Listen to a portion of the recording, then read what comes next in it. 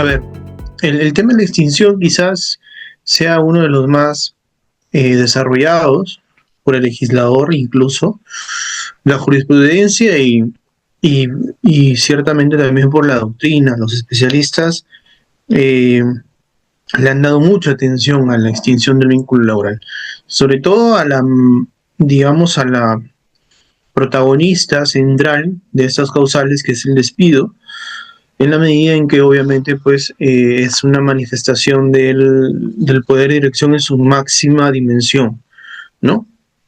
Que justamente cuando el legislador la ha regulado, digamos, de una manera más detallada, más, eh, más exhaustiva, por decirlo de alguna manera, lo hace con la finalidad de evitar eh, una, una situación que es muy frecuente, lamentablemente, en nuestro país, que es la arbitrariedad, ¿no? Entonces, vamos a ver el despido con un poco más de detalle. Sin embargo, o sin perjuicio de eso, también es importante mencionar lo que les indicaba en el inicio, ¿no?, de mi intervención, que más allá del despido, en la medida en que es una causa de extinción que depende de manera exclusiva del empleador, las demás causales a veces, ¿no? Y vamos a ver especialmente cuáles. A veces las demás causales podrían eh, confundirse o podrían en todo caso desarrollarse de cierta manera que producen finalmente un despido, ¿no? Eh, y a veces despidos incluso hasta que afectan derechos fundamentales, ¿no? Entonces vamos a ir igual dándoles un espacio a cada una de estas causas de extinción, eh, que la legislación en algunos casos le ha dado un detalle más exhaustivo, más relevante que a otras, eh, pero que igual, digamos, más allá de ello, voy a procurar explicar algunos aspectos vinculados con quizás algunos criterios que la jurisprudencia ha tenido en cuenta en función de algunos vacíos o precisiones que de pronto el legislador no ha hecho, ¿no? Vamos a ver eso, por ejemplo, con la jubilación, ¿no? Y con la renuncia incluso, ¿no? Entonces, yo les planteo eso y dicho ello, es importante como una noción también general sobre este tema, tener en cuenta que eh, normalmente para efectos metodológicos y de docencia, para que se entienda mejor y para que haya una mayor claridad al respecto, lo que se suele hacer con las causas de extinción es clasificarlas, ¿no? Clasificarlas en función de la intervención de la voluntad de las partes, ¿no? Hay algunas en las cuales la voluntad de las partes no tiene injerencia, ¿no? Por ejemplo, el fallecimiento del trabajador, ¿no? Y hay algunas otras en las que algunas otras en las que la voluntad de las partes sí tiene protagonismo, ¿no? Por ejemplo, qué duda cabe con la renuncia, ¿no? Cuando es unilateralmente quien decide el trabajador dar por extinguido el vínculo, o el despido cuando es el empleador quien pone fin, ¿no?, a la relación de trabajo. Pero también hay causas en las que interviene la voluntad de ambas partes, ¿no? Por ejemplo, el famoso mutuo disenso, ¿no? Entonces, básicamente esa es una clasificación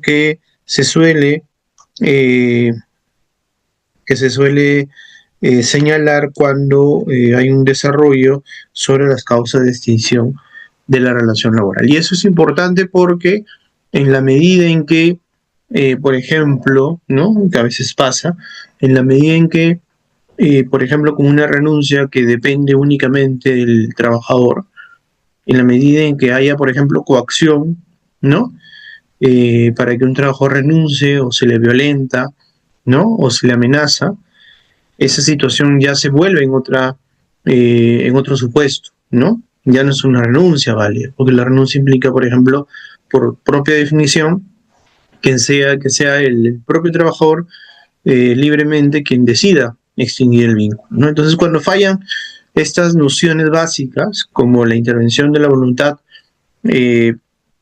o no, entonces ya la figura que estamos analizando se vuelve en otra cosa, ¿no? Y eso es importante no perderlo de vista. ¿Ok? Bien. Vamos entonces a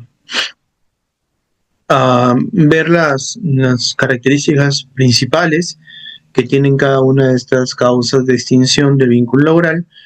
Repito, desde la normativa, ¿no? Y también aludiendo en cuanto corresponda a lo que la jurisprudencia ha podido señalar sobre determinados supuestos. Bien. Entonces, estas son las causales previstas en la legislación peruana, las causas de extinción del vínculo. Todas ellas están mencionadas en el artículo 16 y ya luego en los siguientes artículos y a lo largo del tubo de la LPCL hay un desarrollo más o menos exhaustivo, dependiendo de cada causa, sobre las características, los requisitos que exige cada uno de sus supuestos, etcétera. Aunque, como ya les comentaba, el legislador le ha puesto una atención especial a los casos de despido, ¿no? Porque, repito, es una situación que lamentablemente en nuestro país no en pocas ocasiones se da de manera arbitraria, ¿no? Entonces el legislador siempre ha querido darle una mirada, un enfoque, y esto no solamente pasa en nuestro país, en general a nivel de legislación comparada, el despido, sobre todo el despido disciplinario, siempre ha tenido una especial atención por parte de las normativas, ¿no? Que regulan las relaciones de trabajo. ¿Okay? Entonces vamos a ver cada una de ellas. Vamos a empezar por el fallecimiento, ¿no? El fallecimiento del trabajador. El fallecimiento del trabajador siempre va a provocar la extinción del vínculo laboral. Eso es una cuestión básica en la medida en que el trabajador siempre es una persona natural, ¿no? Y obviamente cuando esa persona natural fallece y en la medida en que la relación laboral exige la prestación de un servicio personalísimo, ciertamente pues eso entra en concordancia con el hecho pues de que si el trabajador fallece pues ya no hay forma de que el vínculo continúe, ¿no? Eso es claro, eso no tiene ningún tipo de no hay mayor inconveniente en torno a eso. Donde se van generando los problemas es cuando el empleador es persona natural, ¿no? Oye, Manuel, pero eso no es usual. Es verdad, no es tan usual. Normalmente los empleadores son personas jurídicas, ¿no? Pero también hay empleadores que son personas naturales, ¿no? Entonces, cuando una persona natural, digamos, tiene trabajadores a su cargo, podrían darse dos situaciones. La primera es que los herederos de ese empleador decidan continuar con el negocio, ¿no? Los hijos, por ejemplo, del papá que tenía un negocio como persona natural, no saben si van a continuar con el negocio o no, ¿no? Esos son los supuestos, ¿no? Cuando los herederos deciden continuar el negocio o cuando deciden no continuar con el negocio. ¿Correcto? Cuando deciden continuar con el negocio no hay ningún problema, el vínculo se mantiene, hay una suerte de sucesión empresarial, si quieren, ¿no? O sucesión de empleadores, para no hablar de empresa y confundirnos con el tema de la persona jurídica, pero hay una sucesión ahí que implicaría que esos hijos, por ejemplo, en el caso mencionado, decidan continuar con el negocio y, bueno, mantener las relaciones laborales de los trabajadores que tenía el papá, ¿no? En ese caso no hay ningún problema, por aplicación del principio de continuidad, los vínculos se mantienen. En el segundo caso, es decir, cuando los sucesores del empleador que era persona natural consideran ya no necesario continuar con el negocio, la normativa regula que en esos casos se debe celebrar con los trabajadores un convenio por escrito con un plazo máximo de 1 año para efectos de liquidar el negocio, ¿no? Y en esos supuestos, según la legislación, el convenio que se celebra por escrito, que no puede exceder 1 año para efectos de liquidación del negocio, se tiene que registrar ante la autoridad administrativa. Este es un registro no constitutivo, por cierto, es importante mencionarlo, es decir, solamente es para efectos de conocimiento de la autoridad administrativa de trabajo. ¿De acuerdo? Eso es lo que finalmente prevé. No hay mayor desarrollo sobre este punto en la normativa, así que digamos que es un supuesto básicamente muy sencillo de tener claro, ¿no? Recapitulando, la persona natural, el trabajador, por ser persona natural, cuando fallece, el vínculo se extingue con ese trabajador. Eso queda claro. Cuando el empleador es persona natural, va a depender de la decisión de los herederos, ¿no? Si los herederos deciden continuar con el negocio, no hay ningún problema, los vínculos laborales continúan, y si los herederos deciden no continuar con el negocio, se tiene que celebrar un convenio por escrito por un plazo máximo de 1 año para efectos de liquidación del negocio, ¿correcto? Eso es lo que habría básicamente que explicar en torno a la causal del fallecimiento. Sobre la siguiente causal, que seguramente ustedes en algún momento la han conocido o inclusive quizás hasta la han practicado, ¿no? Es la famosa renuncia. La renuncia es una decisión que solo compete al trabajador.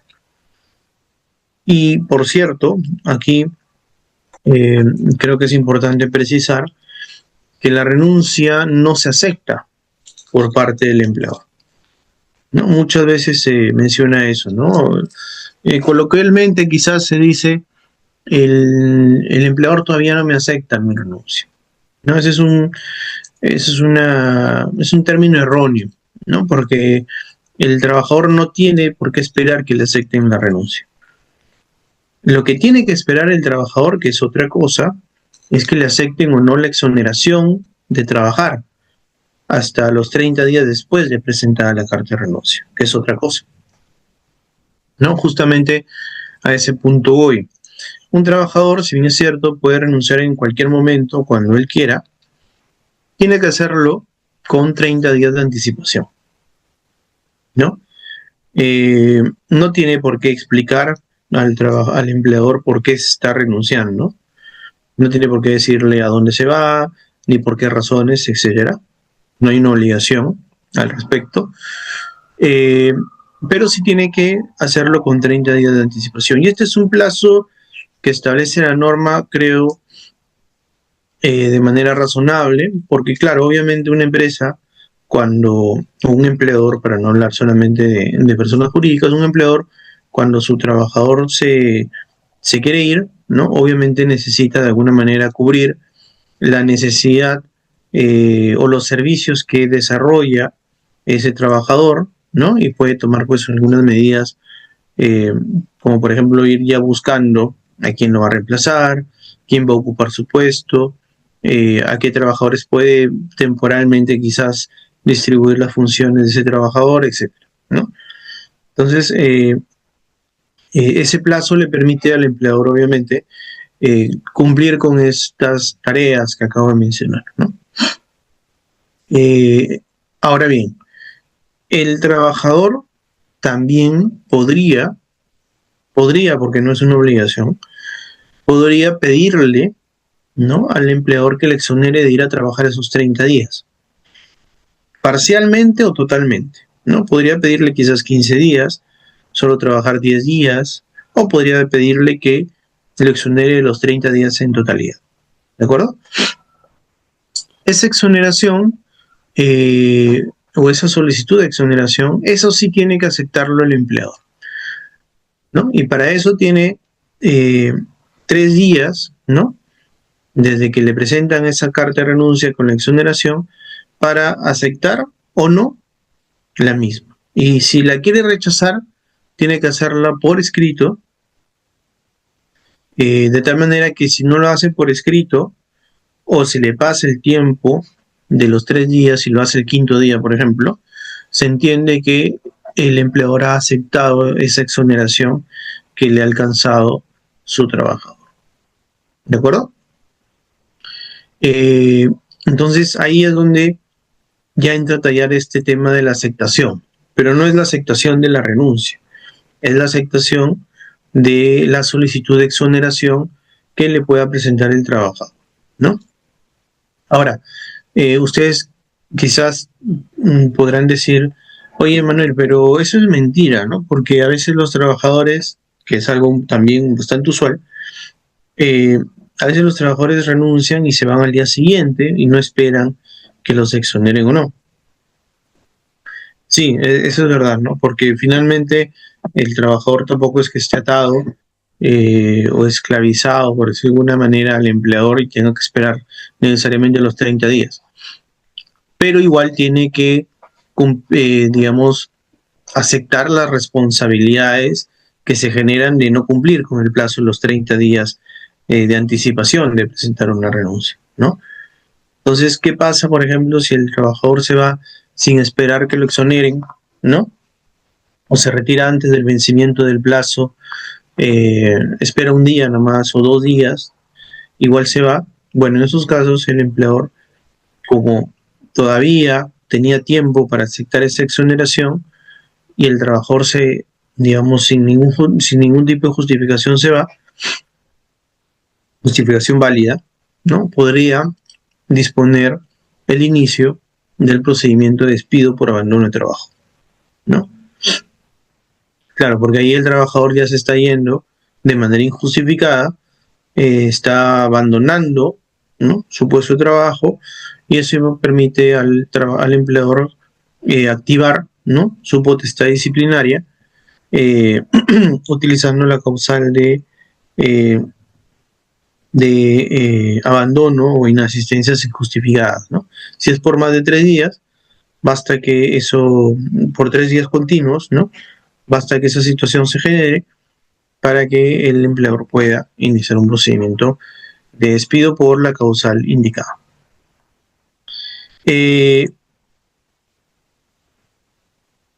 Entonces, eso por un lado. Hay dos cuestiones finales sobre la renuncia que son importantes precisar, ¿no? Que no están en la norma, pero sí han sido desarrolladas por la jurisprudencia. La primera es que es posible incentivar económicamente a un trabajador para que presente su carta de renuncia. Ojo, esto es distinto a lo que sucede a veces también con la coacción, la amenaza o la violencia, ¿no? Es distinto, porque cuando hay amenaza, coacción o violencia hay un vicio de la voluntad, ¿no? Entonces, en esos casos, esa renuncia sería inválida, sería un despido, y un despido fraudulento incluso, ¿no? Dice según la jurisprudencia del Tribunal Constitucional. Y ante un despido fraudulento, un trabajador incluso puede pedir la reposición.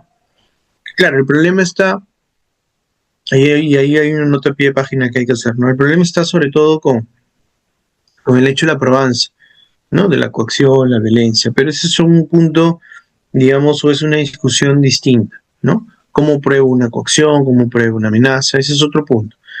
Pero digamos que si el trabajador llegara a acreditar que hay coacción, amenaza, violencia, al menos por indicios, esa renuncia sería inválida, ¿no? Y sería un despido fraudulento. Claro, porque ahí, repito, ya no depende o no ha sido libremente tomada la decisión de renunciar, ¿no? Había un vicio de la voluntad.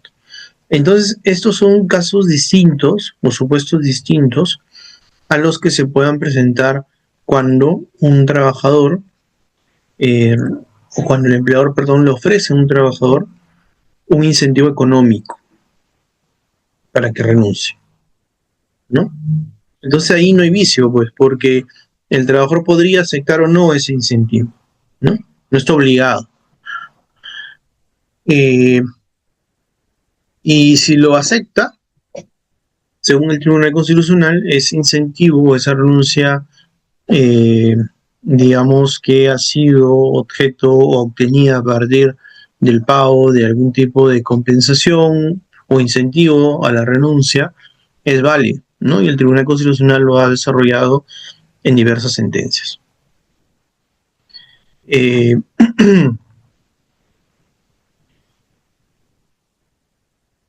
entonces, eso es importante precisarlo.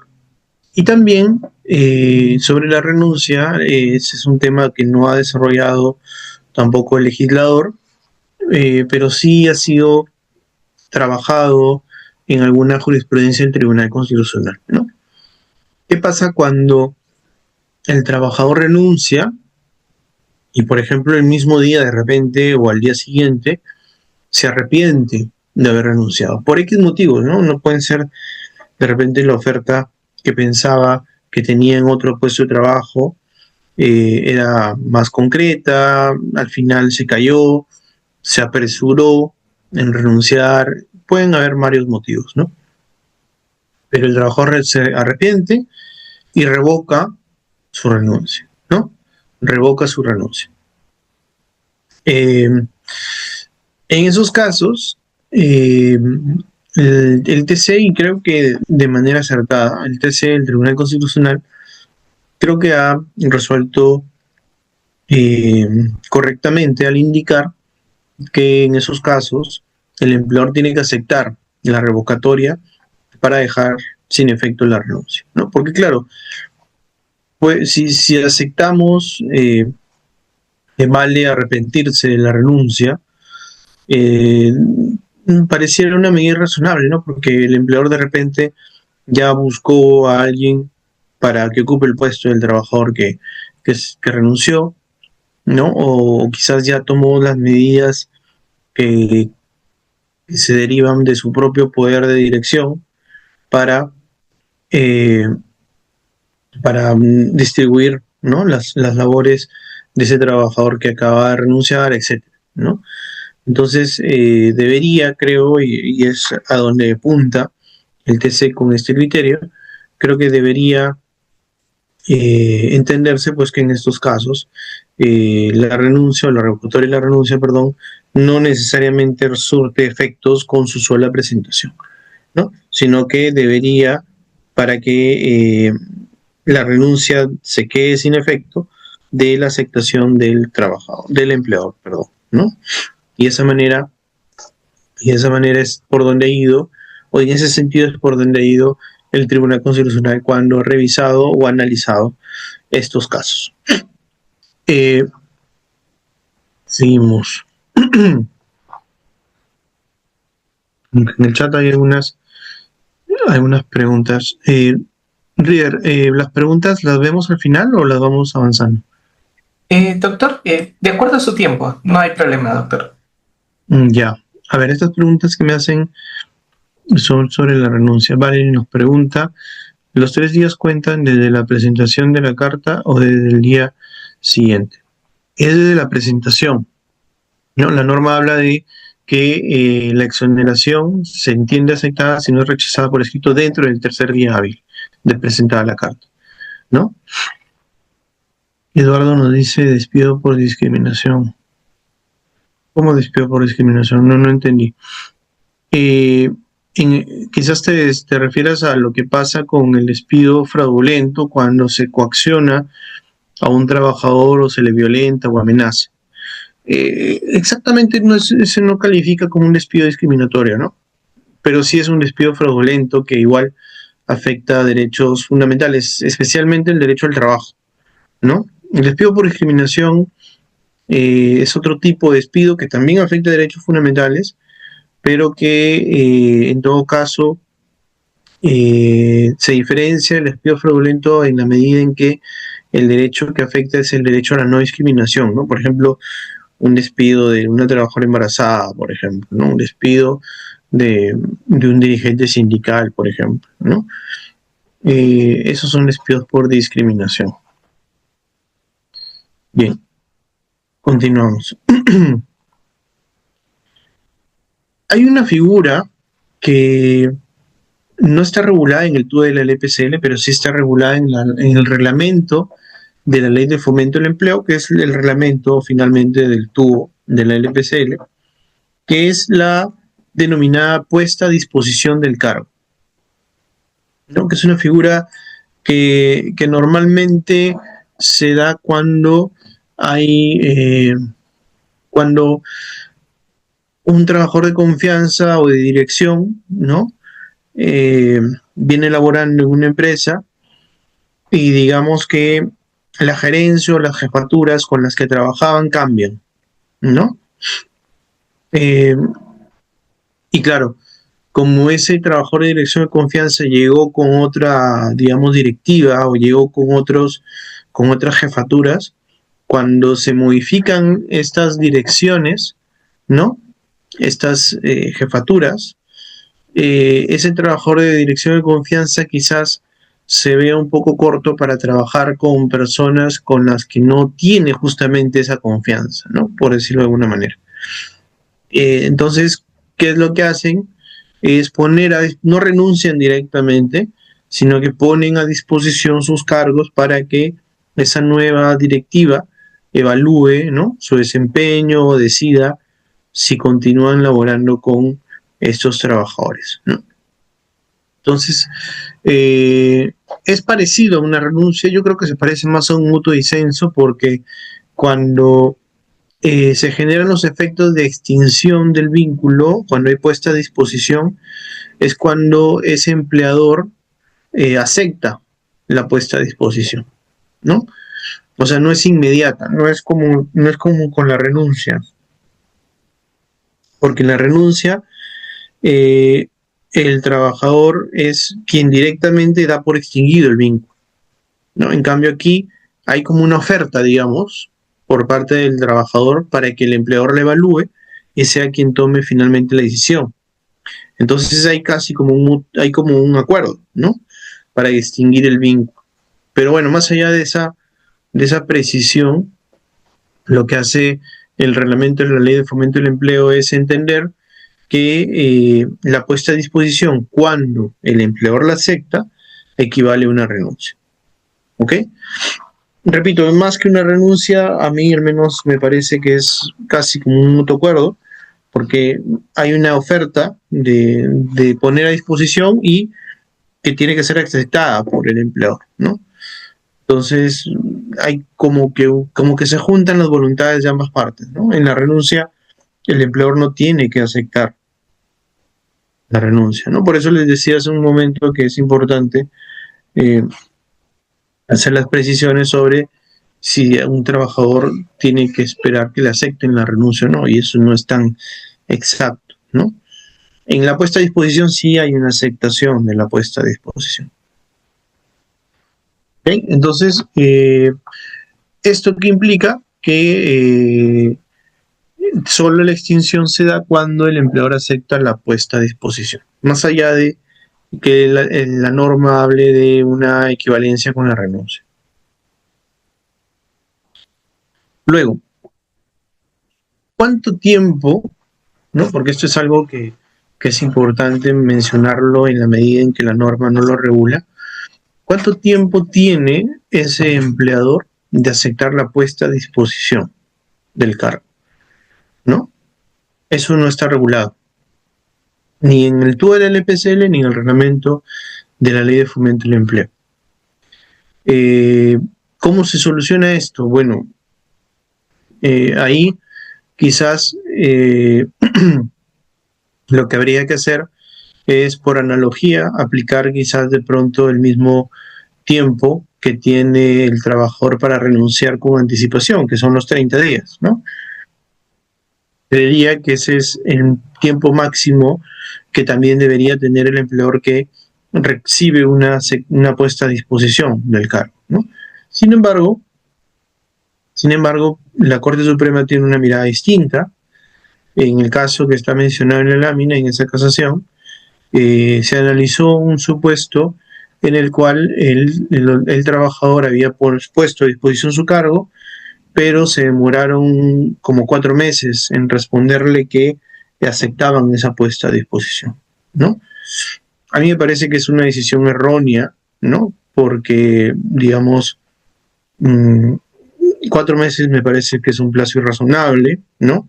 Y además, claro, cuando pasan, en este caso, 4 meses, lo más probable pues, es que una persona entienda que la nueva directiva, la nueva gerencia sí va a seguir contando con él, ¿no? Y deja de buscar quizás algunas ofertas o desecha algunas ofertas quizás de trabajo, deja de buscar trabajo. Yo creo que ahí se genera una expectativa razonable, ¿no? Del trabajador al que no le responden en un mes, ¿no? Eh, si va a seguir laborando o no. Pero bueno, la Corte Suprema, aunque repito, me parece su criterio erróneo, considera que eh, en la medida en que no se ha regulado este plazo, el empleador puede tomarse todo el tiempo que considere conveniente, ¿no?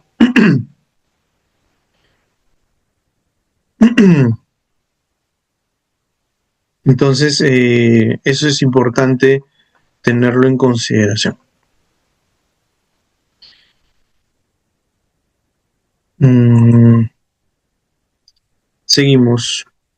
La siguiente causa también implica la, la, la manifestación de voluntad, en este caso ya de las dos partes, tanto del empleador como del trabajador, ¿no? Que es la causa de extinción denominada como mutuo disenso.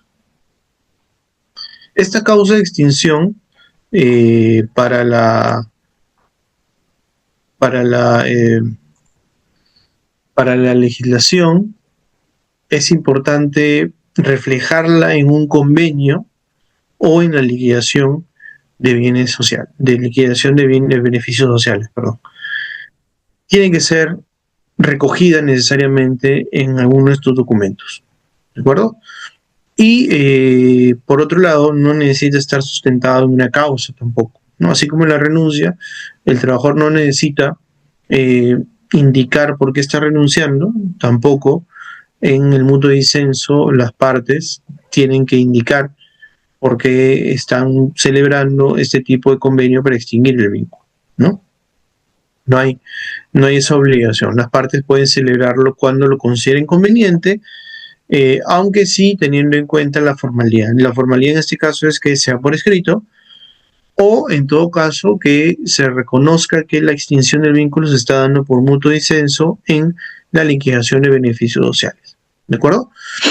Eh, en el caso del mutuo disenso también es importante anotar dos cosas adicionales. En primer lugar, que el acuerdo de extinción no debe contener eh, estipulaciones o cláusulas que impliquen la renuncia de derechos que establece la norma o la constitución, ¿no? Porque eso vulneraría o entraría en contradicción con el mandato del principio de renunciabilidad de derechos, ¿no?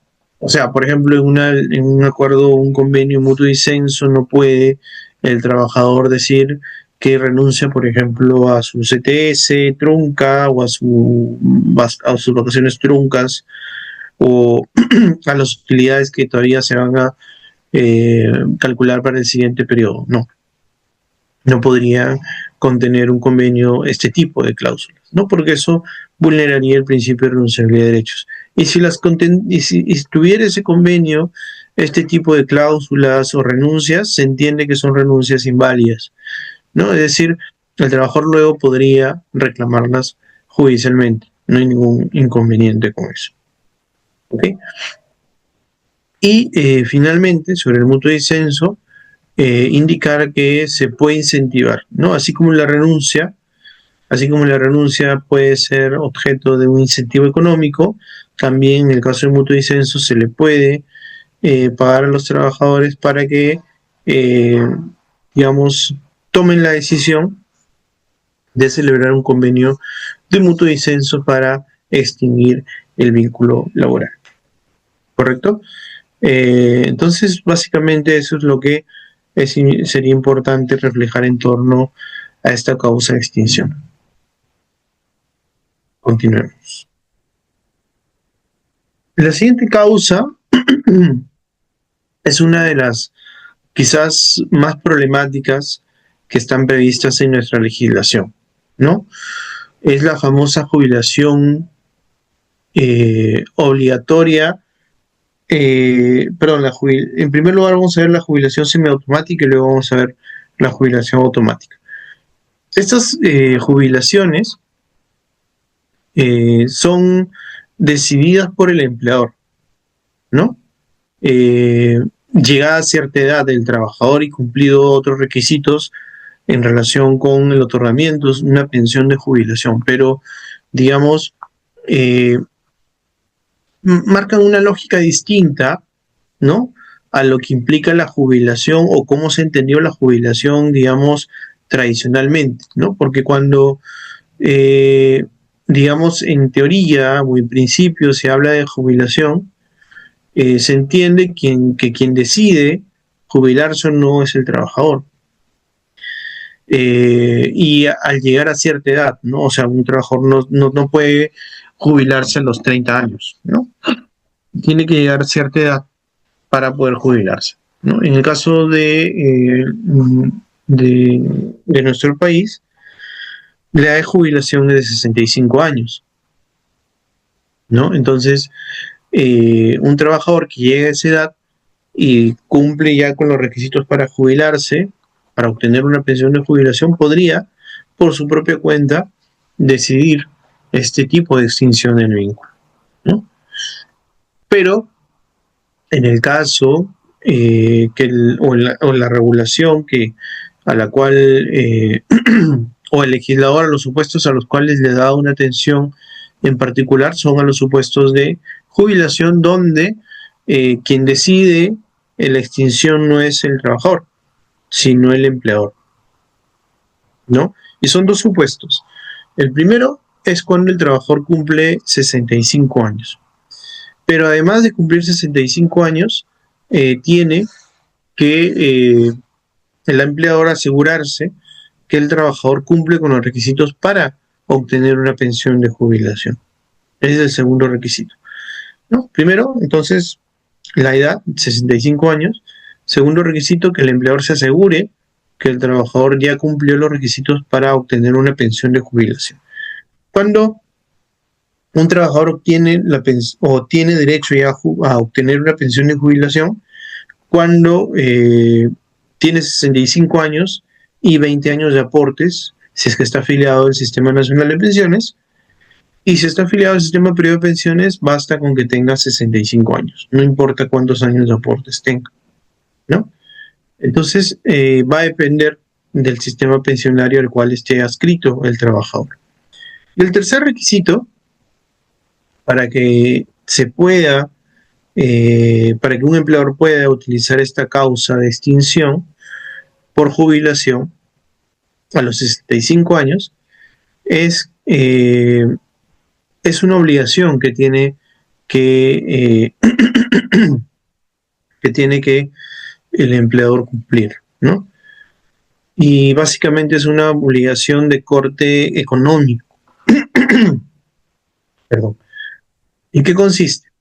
Que el empleador tiene que asegurar y obligarse a pagarle al trabajador que va a jubilar la diferencia que exista entre la pensión que va a recibir el trabajador y el 80% de la última remuneración percibida por el trabajador.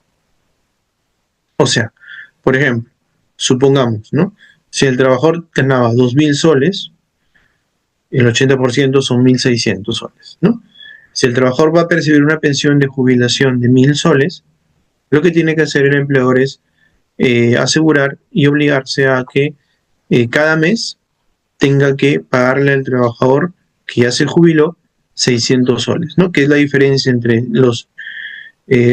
su pensión de 1.000 soles y el 80% de su última remuneración, ¿no? Entonces, esta jubilación, repito, tienen que darse estos tres elementos, ¿no? Primero, que el trabajador ya tenga estos dos elementos, que el trabajador ya tenga derecho a una pensión de jubilación, y eso va a depender del sistema pensionario al cual esté afiliado.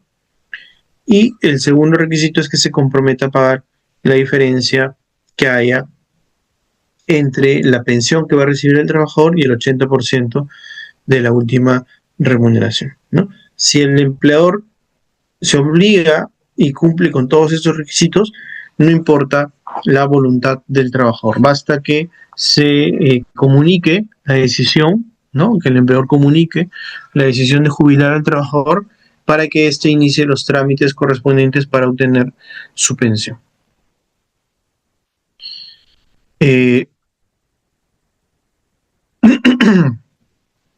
A ver, creo que hay unas consultas. El certificado de trabajo, Felipe nos pregunta, ¿el certificado de trabajo debe estar firmado por el titular en caso de IRL?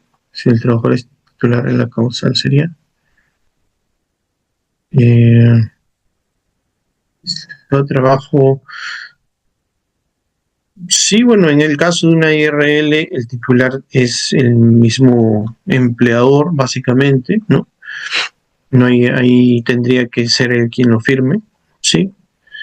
Si el trabajador es titular y la causal sería... No entendí esa última parte, Felipe. De repente, quizás al final nos puedas explicar.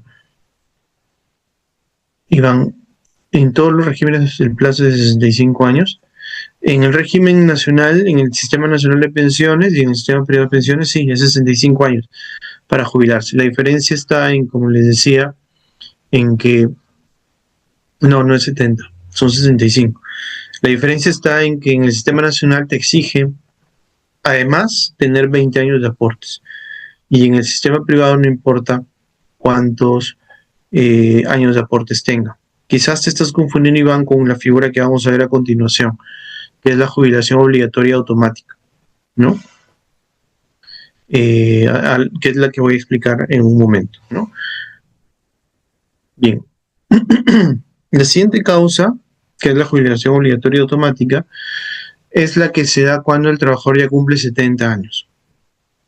Pero en este caso, igual el empleador tiene que asegurarse que el trabajador tenga derecho a una pensión, ¿no? Porque de repente, si está en el sistema nacional, no tiene 20 años de aportes.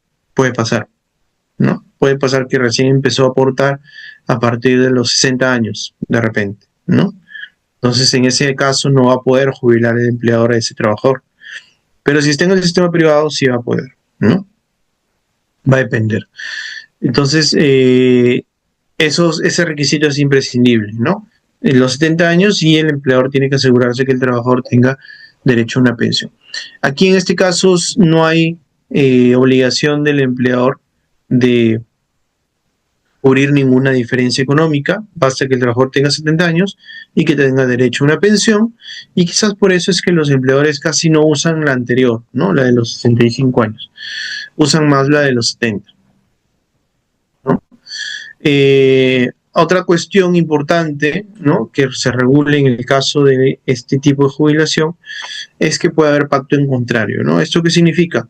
Que las partes pueden ponerse de acuerdo para que la jubilación obligatoria automática no proceda cuando el trabajador llegue a los 70 años, sino que, bueno, que se decida jubilar al trabajador luego del cumplimiento de esta edad, ¿no?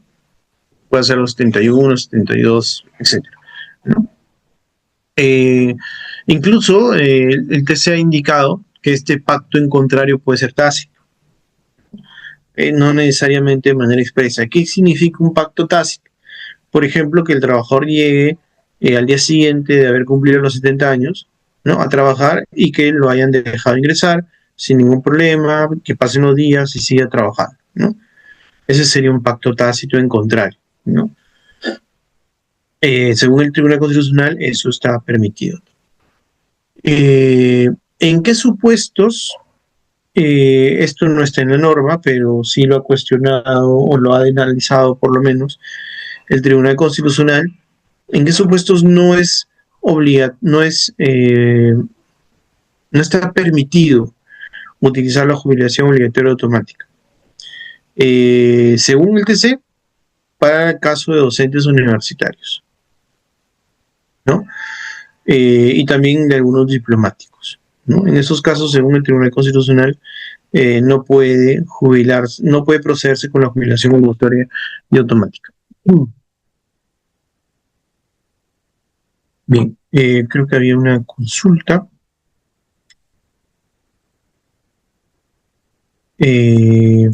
La causa de extinción sería renuncia. Ya hemos visto la renuncia hace un rato, Felipe. Y si te refieres a esto de la jubilación, no, es otra figura, no es renuncia. Porque la renuncia no depende de la edad, de la jubilación sí. La jubilación sí está amarrada necesariamente a la edad, ¿no? Por eso les decía que la jubilación no solamente es una decisión del empleador o del trabajador, dependiendo de lo que hemos explicado, sino también depende de la edad del trabajador, ¿no?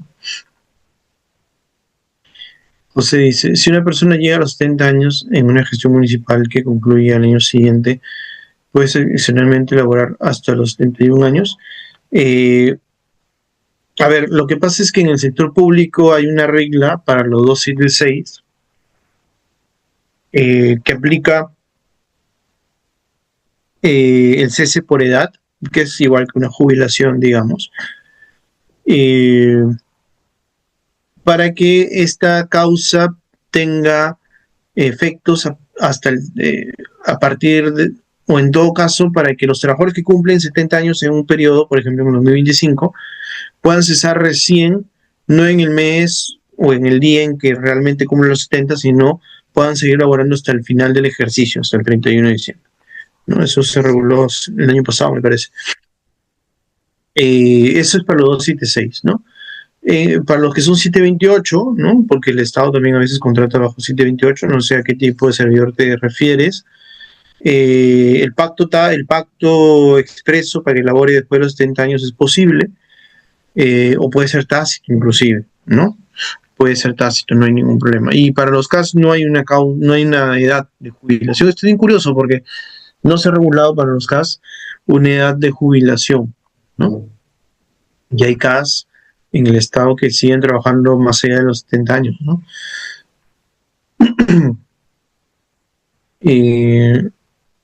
Roberto, explicar lo último. ¿Qué es lo último? ¿A qué te refieres? ¿Con lo del pacto tácito o lo de la jurisprudencia? No, ahí me lo precisas, Roberto, por favor.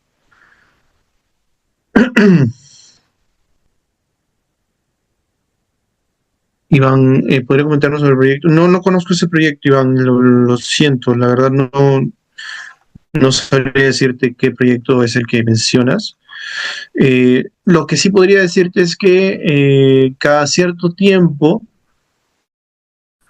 se analizan las edades, ¿no? Bueno, esto de la edad de los 65 está previsto para jubilarse. Está previsto hace ya 30 años, más de 30 años, pero siempre hay una preocupación desde la seguridad social, sobre todo, de analizar las edades. ¿Por qué? Las edades de jubilación, porque las pensiones las cubre la seguridad social y sobre todo la preocupación viene desde el Estado, que es el que administra el Sistema Nacional de Pensiones, ¿no?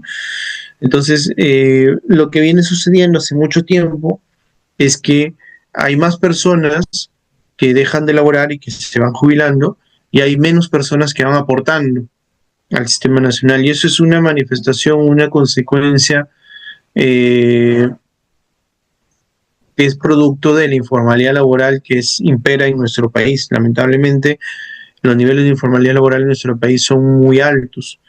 Y eso trae como consecuencia que hayan personas que no estén aportando a la seguridad social en pensiones, ¿no?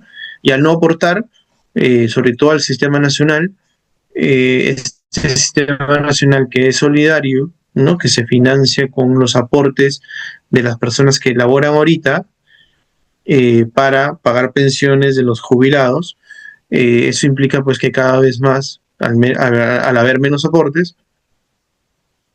no haya tanto dinero para pagar pensiones, ¿no? Entonces, que una de las formas que o algunas de las alternativas que se vienen evaluando ya hace tiempo para tratar de no pagar tantas pensiones es aumentar la edad de jubilación, ¿no?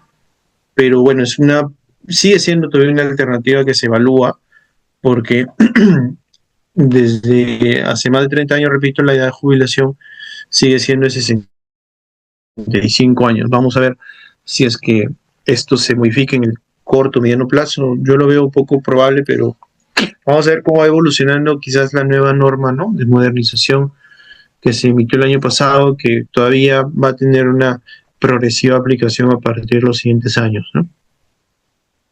Bien, entonces continuamos.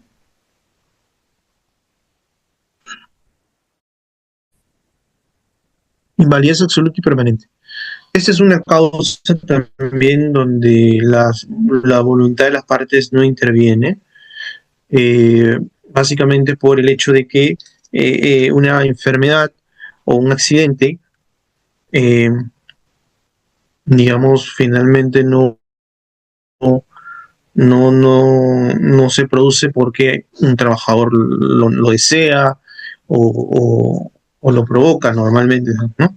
Entonces, claro, podría haber situaciones de enfermedades o accidentes de trabajo o accidentes comunes, ¿no? Esto es independiente, ¿no?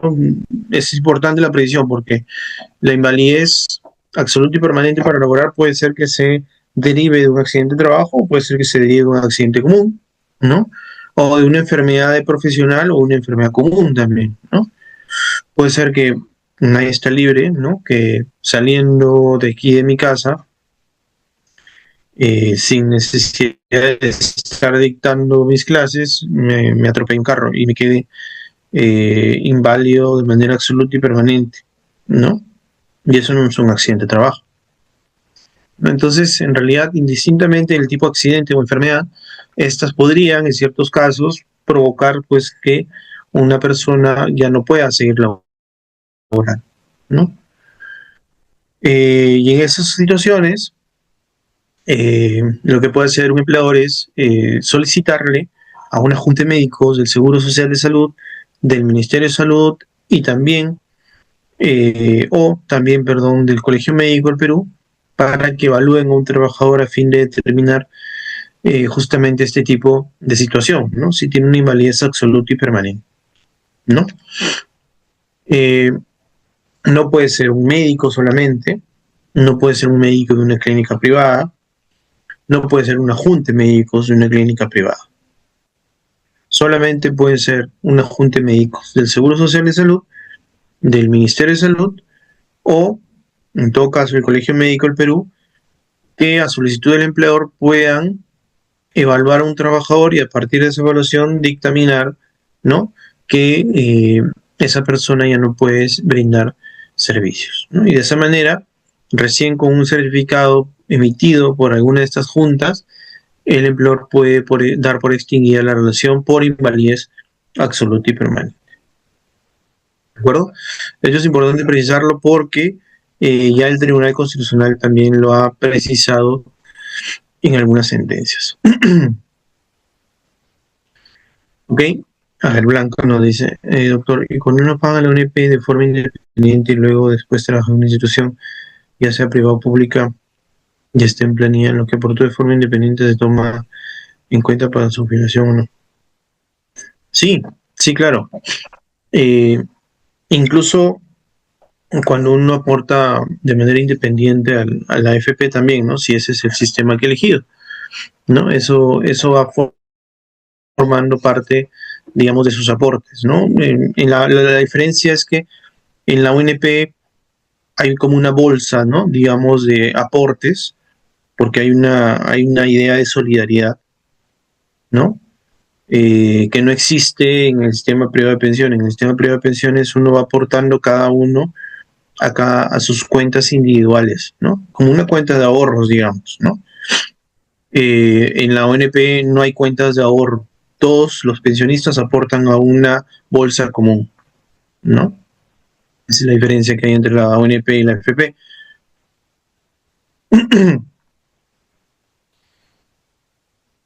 Ok, seguimos.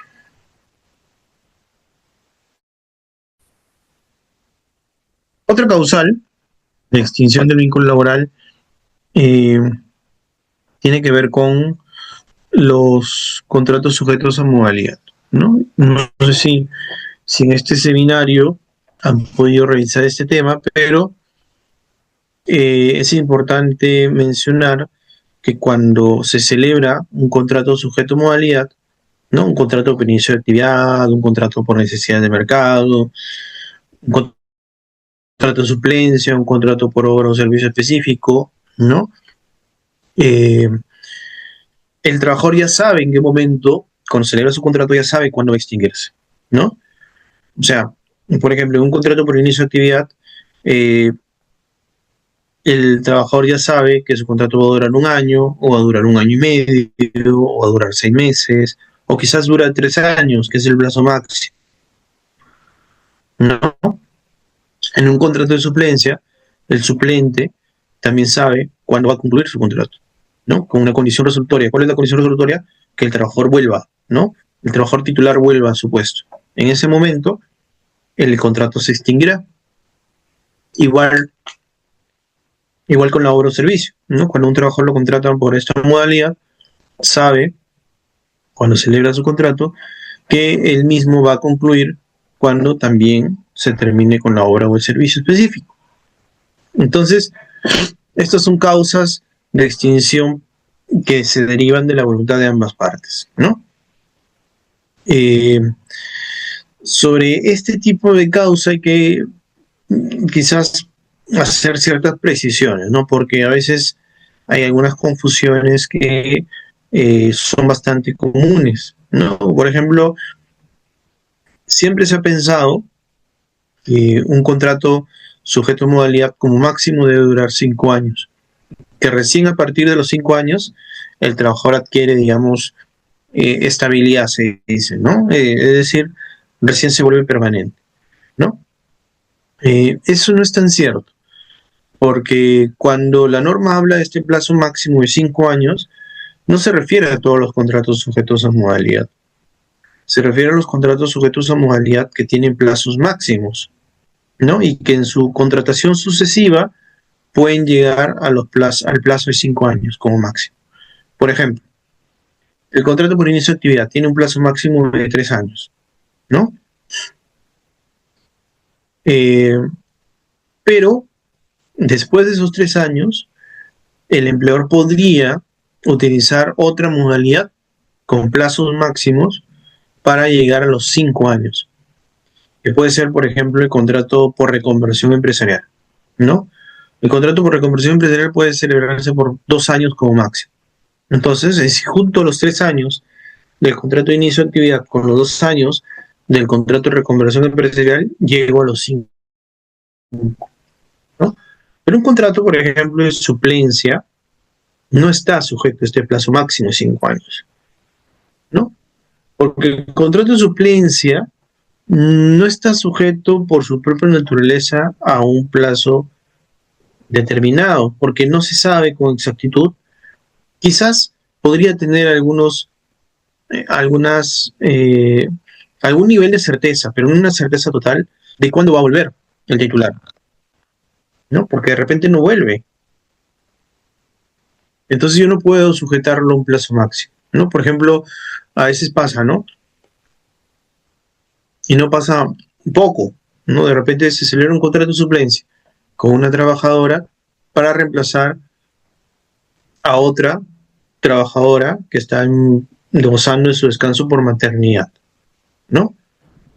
El descanso por maternidad sabemos que dura 98 días, ¿no? Incluso de repente esa trabajadora titular acumula las vacaciones que tenía pendientes, ok, se va a ir 128 días. Entonces la suplente o el suplente ya sabe, en principio, que no con certeza absoluta, pero en principio sé, como suplente, que la titular va a volver en 128 días, ¿no? Pero quizás de repente puede pasar que la trabajadora decide ya no volver, por X motivos, ¿no? De repente quiere cuidar al hijo que ha tenido, quiere dedicarse exclusivamente a él, ¿no? Entonces, en ese caso, de repente ella renuncia antes del cumplimiento de los 128 días. Y en ese supuesto, ¿cuándo se extingue la suplencia? se extingue cuando esa trabajadora renuncia a la titular, ¿no? Ya no hay que esperar los 128 días, porque ya sé que no va a volver. No sé si me dejo entender. Entonces, el contrato de suplencia, por ejemplo, no es que esté sujeto a un plazo máximo, está sujeto a una condición resolutoria, que es la condición resolutoria es el hecho futuro e incierto, que es el retorno del trabajador titular. Y es incierto porque no sé con exactitud plena cuándo va a volver el titular. No tiene un plazo máximo. No más allá de que pueda colocarle un plazo, ¿no? Lo que prima en realidad es la condición resolutoria. Entonces, este tipo de contratos, por ejemplo, no tienen un plazo máximo de 5 años, ¿no? Cuando se celebran en cadena, digamos, sucesivamente. ¿De acuerdo? Eso por un lado. Por otro lado, eh, esto es muy común también a veces, ¿no? Sucede que hay contratos, ¿no? Sujetos a modalidad que justo en su vigencia podrían entrar en colisión con algún derecho fundamental, ¿no? Y esto pasa sobre todo con los contratos que tienen plazos máximos, ¿no? Que son el contrato por inicio de actividad, el contrato por necesidades de mercado, ¿no?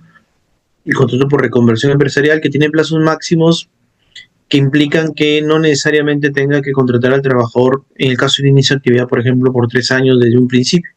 Lo puedo contratar por un año, luego lo puedo renovar por otro año y al final un año más. Entonces a veces pasa, por ejemplo, ¿no? Que tengo la trabajadora, la contrato por un año, inicio de actividad, es válido, el empleador está iniciando su negocio, ¿no? Es la causa objetiva. Eh, Le renuevo el contrato del segundo año, pero semanas antes del cumplimiento del segundo contrato y para celebrar la nueva prórroga, la trabajadora comunica que está embarazada, por ejemplo, ¿no? Entonces, ¿qué hacen algunos empleadores? Bueno, no le renuevan y le renuevan a los demás, ¿no? Pero a ella no. Entonces ahí, por ejemplo, podría haber un supuesto de discriminación.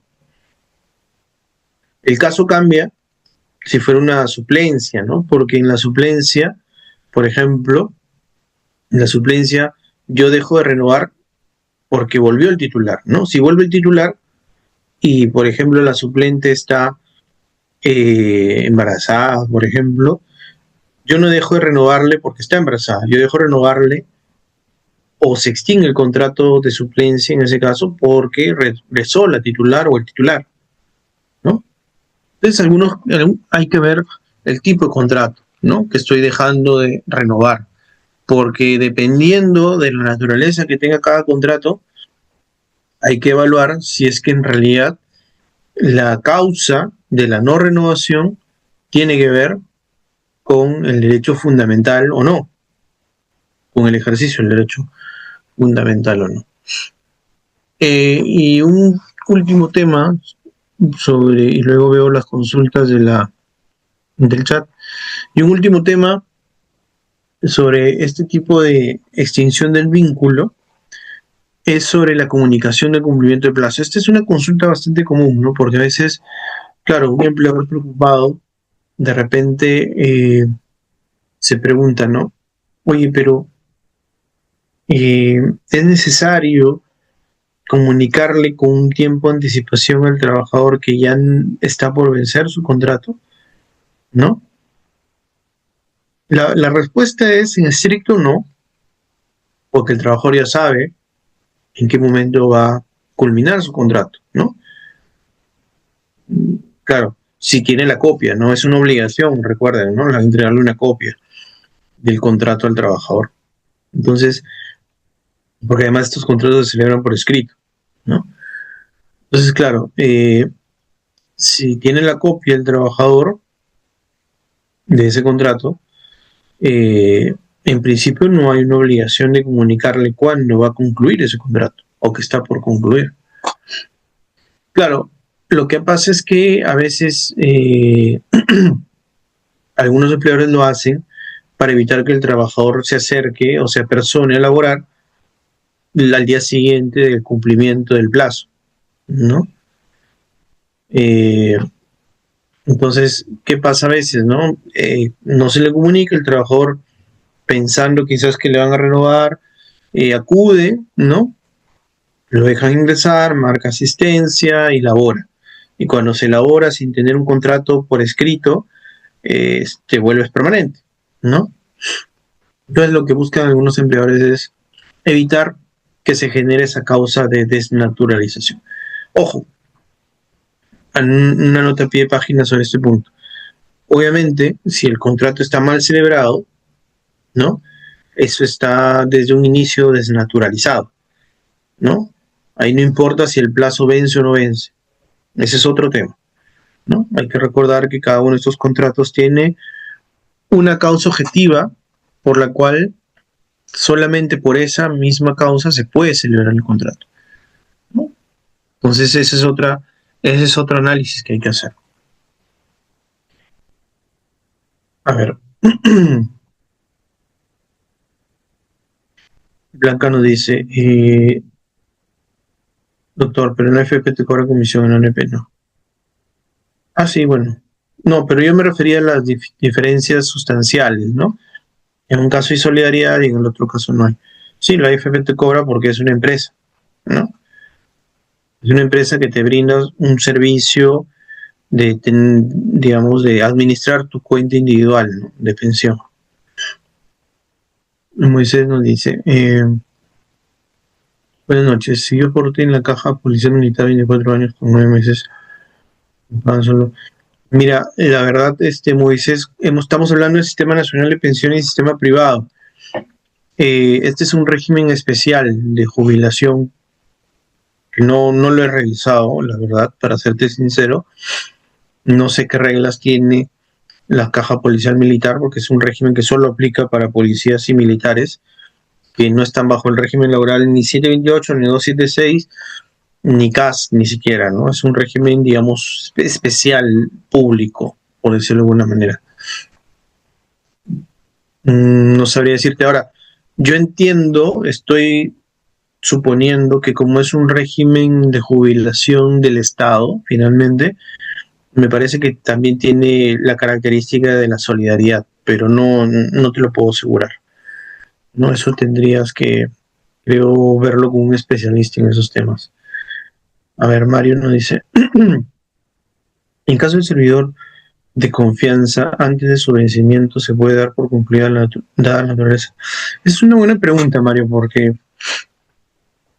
me voy a mencionar un poco con el despido, pero ahora que lo preguntas, quizás sea bueno precisarlo desde ahora, ¿no? Los trabajadores de dirección de confianza siempre se ha discutido sobre el hecho de cómo si es válida la extinción del vínculo por el simple retiro de la confianza, ¿no? Que es un poco, creo, a lo que te estás refiriendo, ¿no? Bueno, el retiro de confianza, para empezar, no es una causa prevista en la legislación, ¿no? No es una causa de extinción prevista en la legislación. Entonces, en principio, cuando a un trabajador de confianza o de dirección se le retira la confianza, sería un despido, ¿no? Y como no tiene esta causa, entre comillas, una recepción normativa, es decir, no está prevista como una causa, se entiende que es un despido arbitrario además, ¿no? En principio es así. Ahora, si es despido arbitrario, en principio también debería corresponder algún tipo de reparación, por lo menos la indemnización por despido arbitrario. ¿Qué pasa con lo que la jurisprudencia ha analizado sobre este tipo de extinción del vínculo de trabajadores de dirección de confianza? La Corte Suprema tiene un pleno jurisdiccional de hace algunos años donde ha tenido una interpretación distinta a lo que he comentado hace un momento. yo creo errónea, pero bueno, es un pleno, no es vinculante, pero sí trata de generar predictibilidad, ¿no? Y uniformidad, al menos en el Poder Judicial. ¿Y qué ha indicado la Corte Suprema en ese pleno? Básicamente lo siguiente, que si el trabajador de confianza o de dirección fue contratado como tal y se le despide por retiro de confianza, no tiene derecho a la indemnización por despido arbitrario. Eso es lo que ha dicho la Corte Suprema, ¿okay? En este pleno. Y si eres un trabajador de dirección de confianza que ha llegado a ese puesto por ascensos o promociones, ¿no? Porque a veces pasa eso, ¿no? Te contratan como un trabajador ordinario, digamos, y luego en el camino vas ascendiendo y vas obteniendo puestos de confianza o de dirección. Bueno, en ese supuesto, según la Corte Suprema, en este pleno que les acabo de comentar, puede el trabajador, si ya no quiere seguir laborando, si no le permiten volver a su puesto anterior, puede demandar la indemnización por despido arbitrario, ¿no? O si no lo dejan volver a su puesto anterior, la empresa tiene que pagarle una indemnización por despido arbitrario, ¿no? Ha hecho esa diferencia, digamos, entre el trabajador de dirección de confianza originario y el trabajador de dirección de confianza o de dirección, digamos, por derivación o derivado, ¿no? Y en ambos supuestos ha tenido criterios también distintos, ¿no? La Corte Suprema.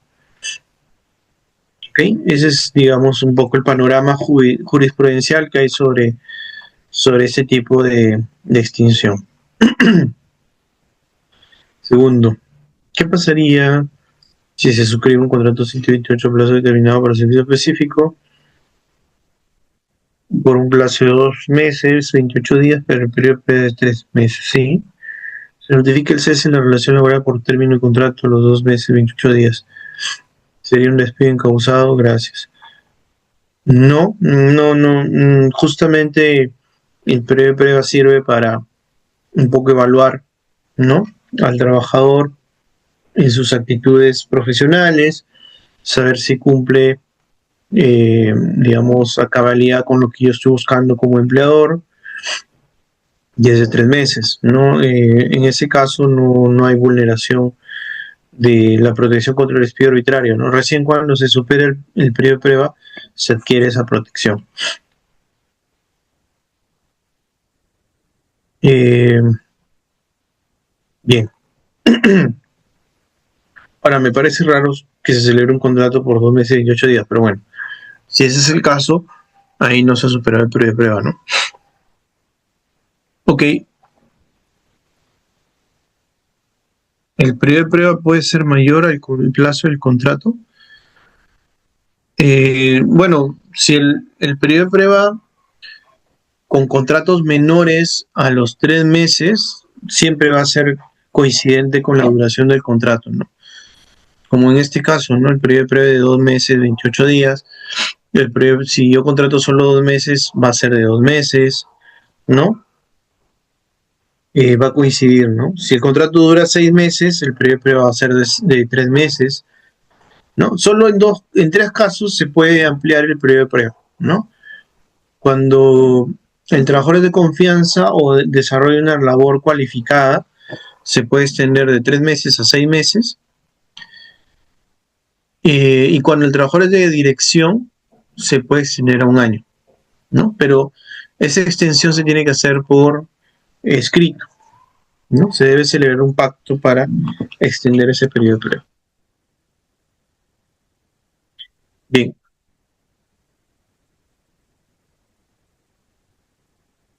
En un minuto voy a conectar mi computadora antes de que se me apague.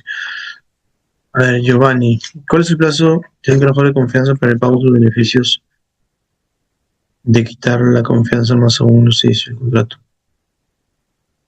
Pero se dice el otro. A ver, no entendí. Voy a volver a leerla porque no entiendo muy bien cómo está redactada la pregunta. A ver, en un momento.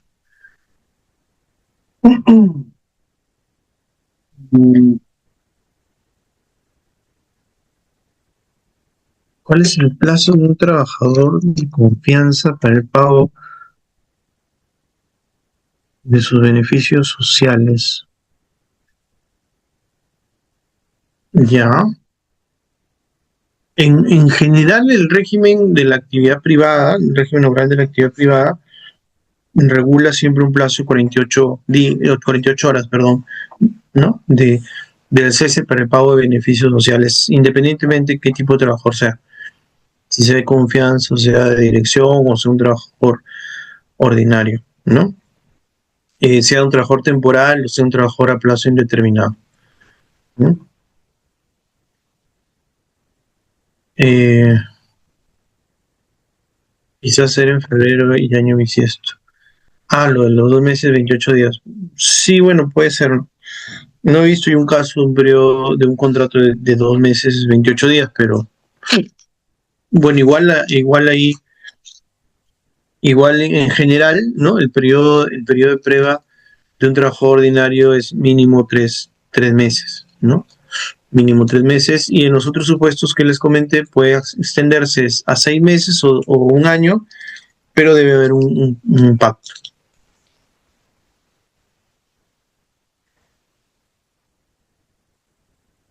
Sí, en todo contrato, Iván, hay periodo de prueba, ¿no?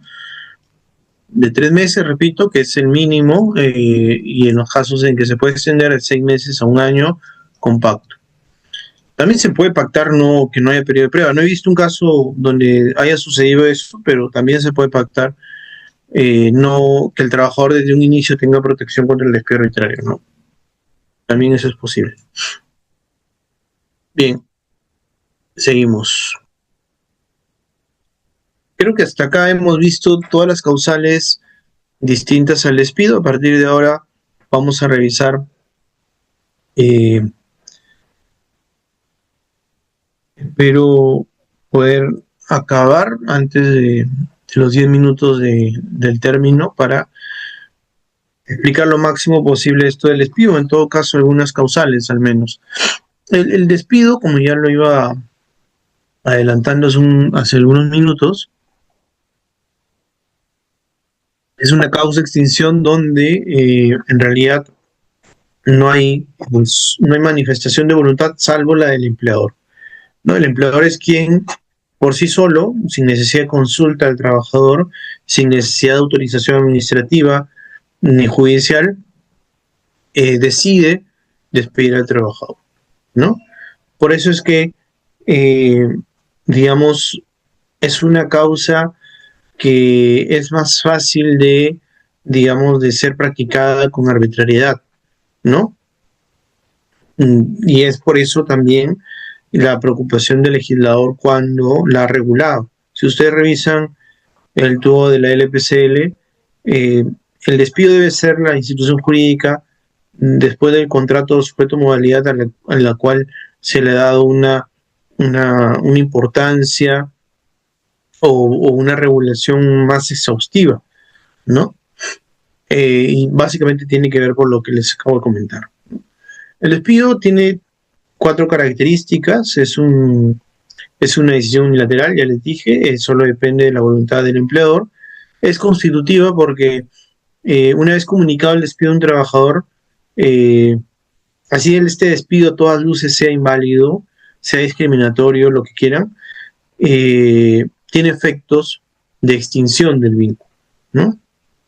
Ya otra cosa es luego que se impugne ante el Poder Judicial, ¿no? Pero una vez notificada la carta de despido, tiene, digamos, o en todo caso, surte efectos jurídicos, ¿no? Repito, más allá de que luego pueda ser, eh, cuestionada esta decisión ante el Poder Judicial. Es un acto jurídico formal, es decir, hay que seguir un procedimiento, ¿no? Este procedimiento depende del tipo de causa que se le imputa al trabajador. Puede ser una causa relacionada con la capacidad del trabajador. Ahí el procedimiento consiste en imputar imputar la falta de capacidad del trabajador y se le otorgan 30 días para que subsane esta falta de capacidad. Y en el caso de las causas de conducta, los famosos despidos disciplinarios, eh, se le otorga un plazo de 6 días al trabajador para que desarrolle una defensa con una carta de preaviso, ¿no? Luego de ese tiempo, el empleador evalúa esos descargos y en un plazo razonable tiene que comunicar en la carta de despido si es que esa es la decisión que adopta el empleador, ¿no? Y todo esto implica el cumplimiento de una formalidad que se deriva al mismo tiempo del desarrollo de un derecho fundamental, que es el debido procedimiento o específicamente el derecho de defensa. Permitirle al trabajador que se defienda, ¿no? Esto es bien importante porque cuando no se envía carta de preaviso, ¿no? Y directamente se envía una carta de despido, salvo el supuesto de falta grave flagrante, se está vulnerando un derecho fundamental, ¿no? Y el TC, en muchos casos, cuando se ha despedido directamente al trabajador, ha procedido con anular ese despido, considerarlo un despido que afecta derechos fundamentales. Solo en el caso de falta grave flagrante se puede obviar el envío de una carta de preaviso. En los demás casos se tiene que enviar carta de preaviso sí o sí. Y la otra característica del despido es que es un acto jurídico recepticio, es decir, surte efectos una vez notificado, ¿no? Es decir, eso que implica que el trabajador no puede considerarse despedido si es que no le ha llegado la decisión de extinguirse el vínculo.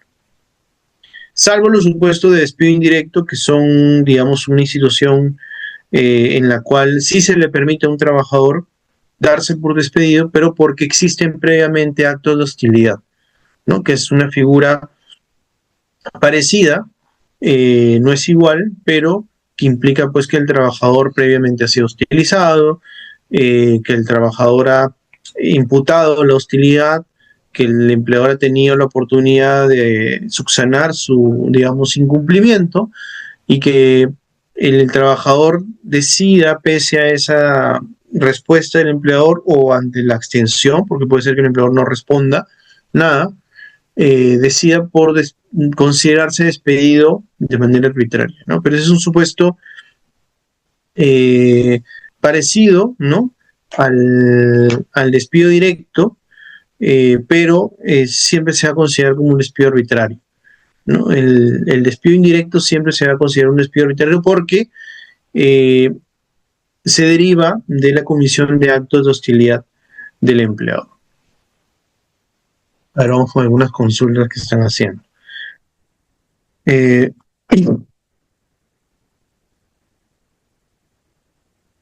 sucede cuando un trabajador tiene un contrato de suplencia en la plaza de un servidor designado, pero desarrolla una labor permanente? Cuando vuelve el titular, le cambian a otra plaza de suplencia o en su efecto una plaza de su reemplazo será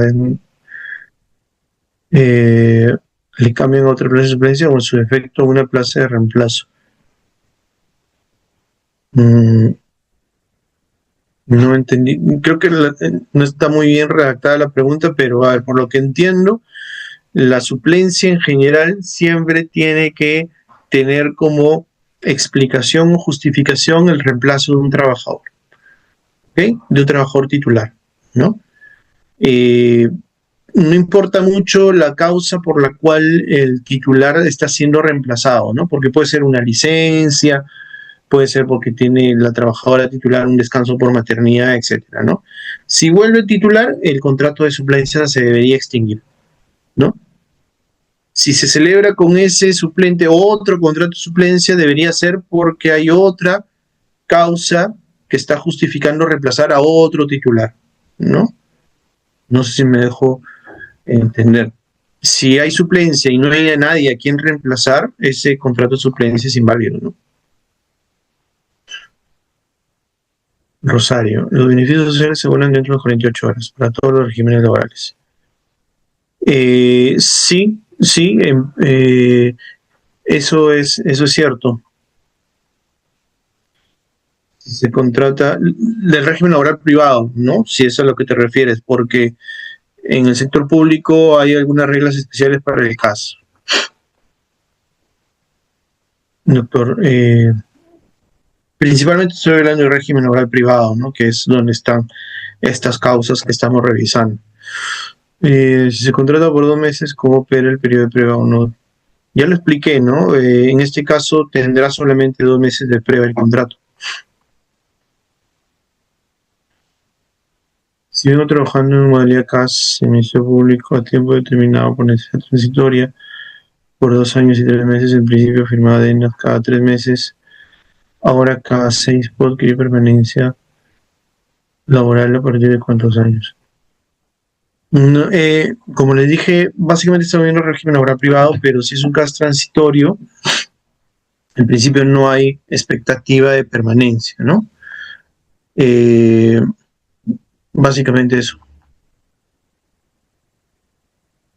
Carlos, ¿es posible legalmente que una service, cuando toman los servicios de los trabajadores de la service que anteriormente prestaba los mismos servicios y para la misma empresa usuaria, establezca periodo de prueba? Es posible legalmente que una service, cuando toman los servicios de los trabajadores de la service que anteriormente prestaba los mismos servicios para la misma empresa,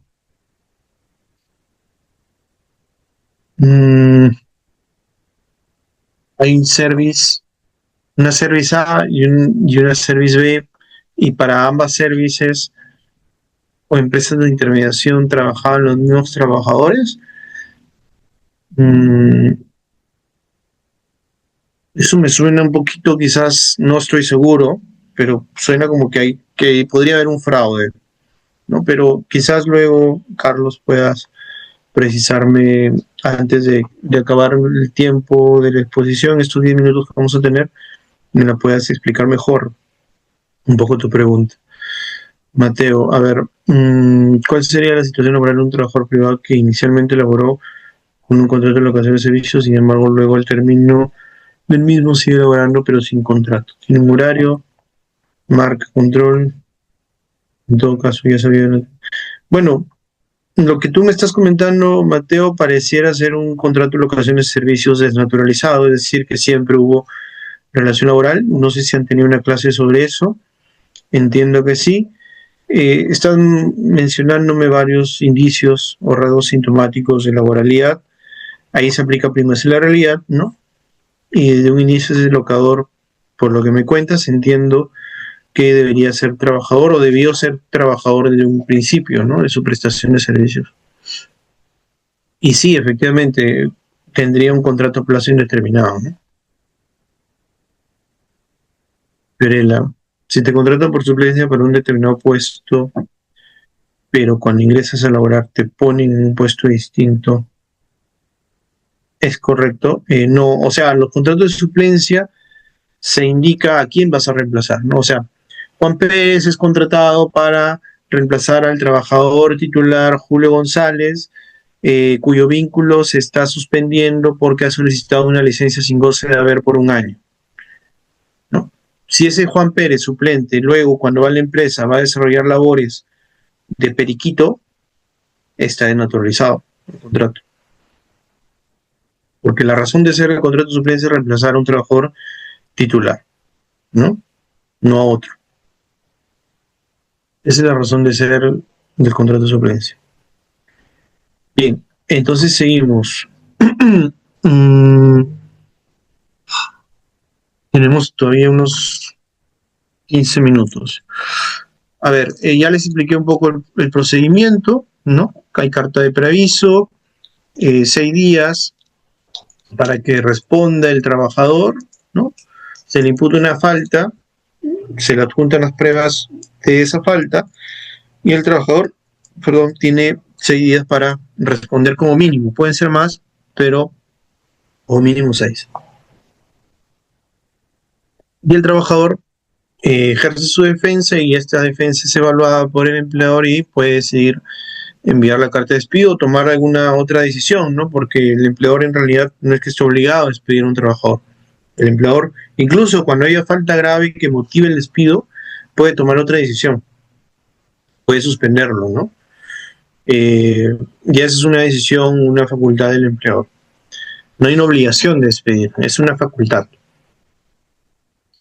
El procedimiento previo al despido, como ya les comentaba también, solo se puede dejar de lado cuando hay falta grave flagrante. ¿Qué es flagrancia? Creo que todos conocemos ese término. Básicamente es encontrar, por ejemplo, en este caso, al trabajador cometiendo la falta, ¿no? Claro, en ese supuesto, pues no es necesario, ¿no? Porque no es necesaria la defensa, ¿no? Porque obviamente no hay ningún tipo de justificación que pueda el trabajador desarrollar cuando lo encuentran cometiendo la misma falta, ¿no? Hay algunos principios que tener en cuenta cuando se lleva a cabo un despido, esto es básico, ¿no? La tipicidad, es decir, solo se puede despedir al trabajador por faltas graves previstas en la legislación. ¿De acuerdo?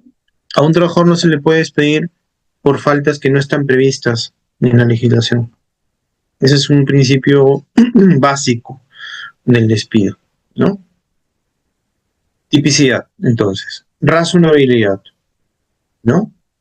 Y esto sobre todo cuando, por ejemplo, hay que evaluar si es que la falta que cometió el trabajador hace de cualquier forma irrazonable que se siga contando con ese trabajador, ¿no? El encabezado del artículo 25 del todo de la LPCL, cuando si lo han revisado, si no, miren, denle una chequeada, indica, ¿no? Indica algo así como que las faltas graves que motivan el despido son la afectación de los deberes esenciales del trabajador que hacen irrazonable la continuación del vínculo laboral, ¿no? Entonces, hay que ir viendo hasta qué punto qué faltas en realidad hacen irrazonable mantener el vínculo laboral. El non bis in idem, y eso se ve en cada caso, ¿no? Concreto. El non bis in idem. ¿Qué significa esto? Yo no puedo despedir a un trabajador por una falta que yo ya sancioné de otra forma. Me explico. Por ejemplo, supongamos que, y tengo evidencias, digamos, fehacientes, de que un trabajador cometió una falta en particular. No sé, pensemos en cualquiera. Por ejemplo, lo encontré llevándose la computadora que yo le doy como condición de trabajo. Es flagrante, no hay ahí ningún tipo de justificación. Entonces, en ese caso, el empleador podría despedir al trabajador, no es una obligación, ya se los comenté, podría. Entonces, podría quizás decidir otra sanción. Por ejemplo, lo suspendo. Puede sonar un poco ilógico, pero pensemos para que se entienda lo que quiero explicar. De repente lo suspendo por X motivos, porque me dio pena, no importa, ¿de acuerdo? Pero luego de unos días me doy cuenta que sí pude despedirlo por eso. Entonces yo ya no voy a volver a iniciar un procedimiento disciplinario para despedirlo. No se puede, ¿no? El TC ha dejado claro que cuando se sanciona una falta con una medida distinta al despido, yo no puedo utilizar esa misma falta para despedir. ¿Okay? Porque se estaría afectando este principio de doble sanción, que es un principio constitucional, incluso indica el tribunal, ¿no? Principio de inmediatez. ¿Qué significa esto? El empleador, tan pronto conozca la falta del trabajador, tiene que activar su potestad disciplinaria. ¿Qué significa esto? Que, digamos, en un plazo razonable de haber conocido la falta, tengo que tomar algún tipo de medida como empleador. Una investigación para determinar responsabilidades. Y tan pronto identifique esa responsabilidad, tengo que iniciar el procedimiento disciplinario, descargos, y una vez que ya tenga los descargos, también no puedo demorarme mucho tiempo para tomar una decisión. ¿De acuerdo? ¿Cuánto tiempo? Ahí hay un vacío normativo. La norma no indica cuánto tiempo tiene que tomarse el empleador para iniciar un procedimiento disciplinario o para decidir una sanción en contra del trabajador, ¿no? Y no ha puesto un plazo porque en realidad cada empresa, digamos, tiene una estructura distinta, ¿no? Hay empresas que son casi unidades económicas de subsistencia, como las microempresas chiquititas, ¿no? Donde el empleador es y al mismo tiempo quizás trabajador también, ¿no? Y bueno, ahí las decisiones tendrían que ser más rápidas que en una empresa quizás que tiene 1000 trabajadores y que tiene una estructura donde hay oficinas que tienen que hacer una investigación, donde hay una oficina de recursos humanos, etcétera, ¿no? Entonces, cada realidad es distinta. Y quizás por eso el legislador no ha puesto un plazo, ¿no?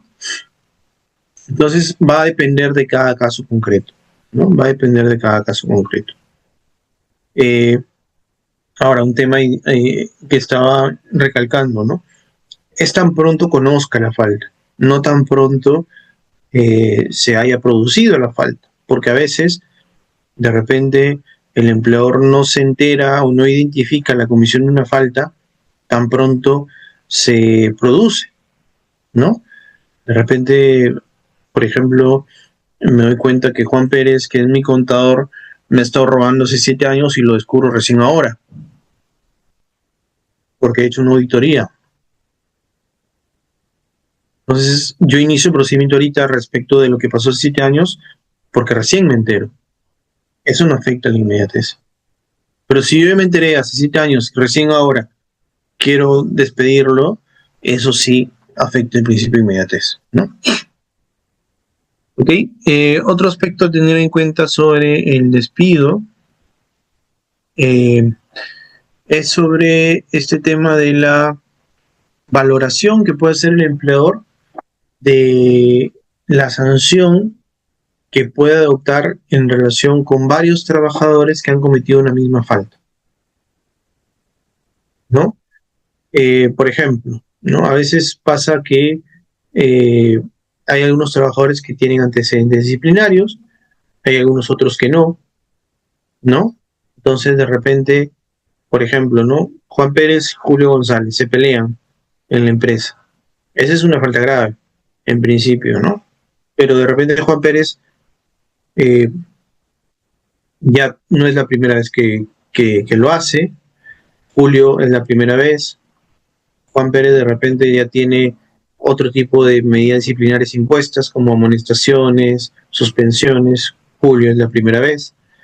Entonces, por ejemplo, en ese caso, pese a que los dos han incurrido en la misma falta, por uno podría despedirlo y al otro lo podría suspender de pronto, ¿no? Pero no es una decisión que se basa en la arbitrariedad, ¿no? Es una decisión que se basa, por ejemplo, en este caso, en antecedentes disciplinarios, ¿no? ¿Eso es válido? Sí. Y otra cuestión también importante general a tener en cuenta sobre el despido es que no importa si el despido tiene una connotación penal, por ejemplo, hay casos de faltas graves que pueden ser también analizadas como delitos. Y a veces sucede que en el ámbito penal de repente no se considera como culpable penalmente al trabajador, ¿no? Esa valoración especial que se puede dar en la vía penal no necesariamente es la misma que se vaya a dar en el ámbito laboral, ¿ok? Entonces eso también el legislador lo ha previsto, lo ha precisado y podría suceder, ¿no? Lo que les acabo de comentar, que una falta laboral de repente en la vía correspondiente se considera como falta grave, pero de repente en la vía penal no necesariamente se llegue a la conclusión de que sea un delito. Y ambas vías válidamente podrían llegar a conclusiones distintas, ¿no? Sin afectar una a la otra, ¿correcto? Bien, veo que hay algunas consultas y de repente algunos podrían luego abrir su micro. No sé, Reader, si lo consideras, podríamos empezar con eso, debido al poco tiempo que nos queda. Voy a ir leyendo las preguntas que están por acá. En caso de la servicio trabaja...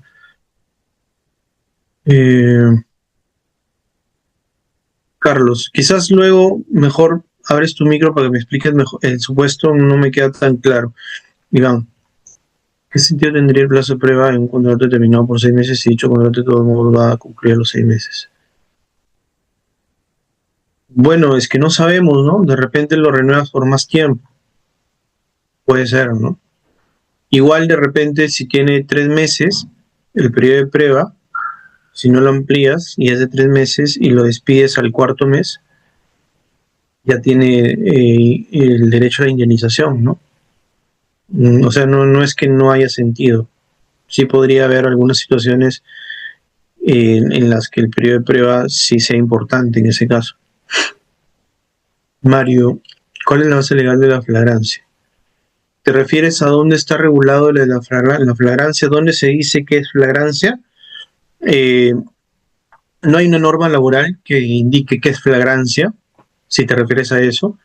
Eso lo ha desarrollado la jurisprudencia. Ahí en la lámina se mencionan algunas sentencias donde se indica que es flagrancia, ¿no? Pero digamos flagrancia, si uno va al diccionario, implica lo que les he comentado, que es el criterio, digamos, que ha seguido la jurisprudencia, sobre todo judicial, ¿no? En la casación mencionada en la lámina, por ejemplo, ese es el criterio que se llega a adoptar sobre flagrancia, ¿no? Encontrar, digamos, al trabajador con las manos en la masa, como se dice coloquialmente.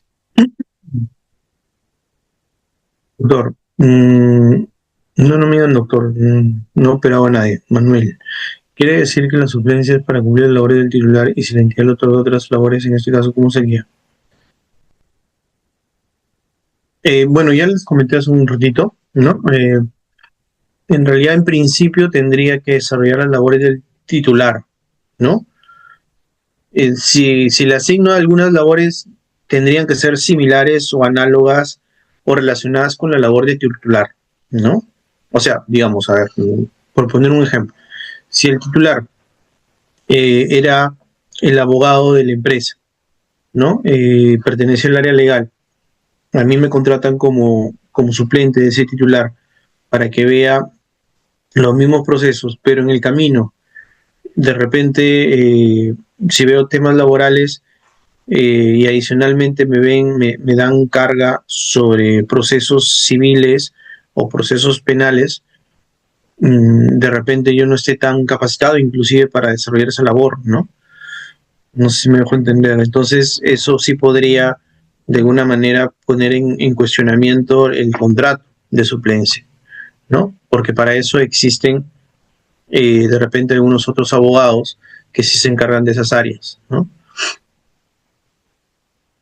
Bien, no sé si hay alguna pregunta o quizás alguien quiera hacer la pregunta. Muchísimas gracias, muy amable. Tengo a Fiorella, Jessica. Adelante, Jessica. Muy buenas noches. Una pregunta, por favor. Gracias.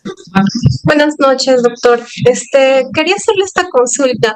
¿Cuál es el límite que se tiene ante este requisito cuando lanzan una convocatoria y otras funciones que el jefe inmediato pueda asignar, ¿no? Porque muchas veces te contratan como para especialista administrativo, sin embargo, de manera permanente te hacen realizar funciones de un analista.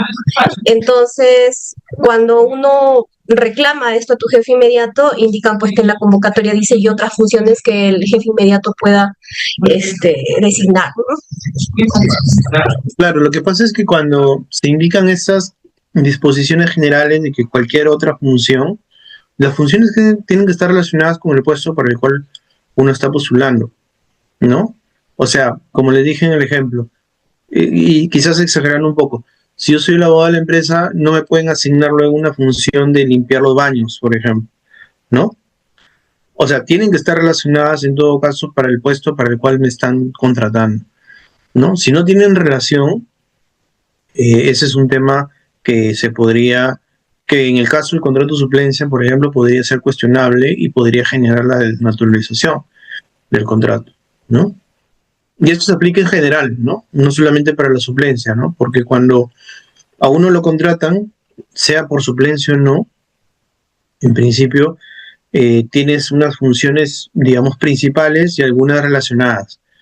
Cuando ya te escapas del objeto de tu contrato, por ejemplo, en el caso que les comento, si me contratan como abogado y luego me mandan a hacer asientos contables, ya claro, hay un uso extralimitado del poder de dirección, ¿no?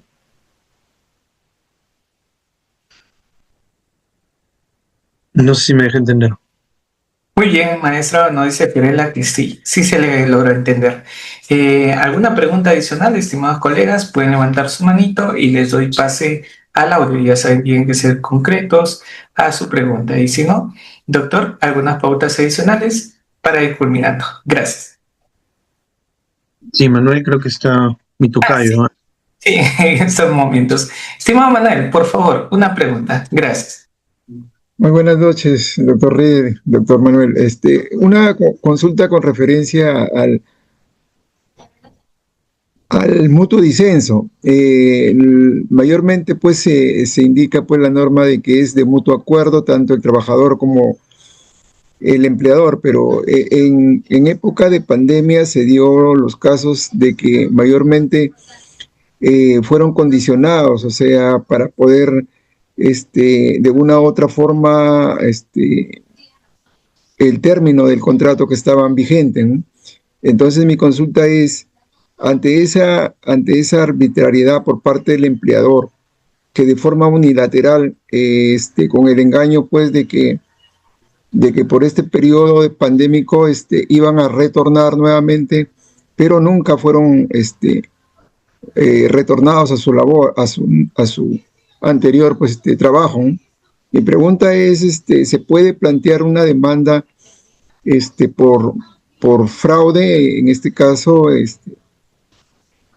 ante este método de mutuo disenso, o sea, en forma unilateral, que ocasionó a que varios trabajadores perdieran su fuente de trabajo, ¿no? ¿Y cuál sería el plazo para poderlo en la vía civil plantearlo, ¿no?, como un despido fraudulento? Pero, Gracias. a ver, ¿por qué serían?